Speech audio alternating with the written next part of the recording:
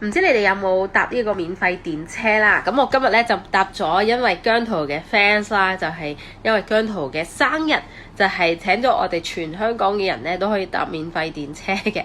咁咧搭免費電車英文點樣講咧？其實好簡單嘅啫，就係話 everyone can get on the tram for free， 或者 everyone can get a free of charge tram ride because of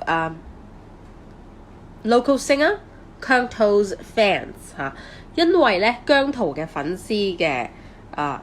行為啦，令到我哋咧係可以 get a free tram ride， 或者可以 get on the tram for free 嚇，即係講緊咧係可以免費搭電車嘅，就係咁樣講啦。Get on the tram for free， 或者 get a free tram ride， 或者 get a free of charge from tram ride。OK， 咁大家咧如果想學更加多咧，就可以去 Telegram 群組啦。咁我哋就會有更加多默書啦，更加多嘅 quiz 啦，俾大家睇啦。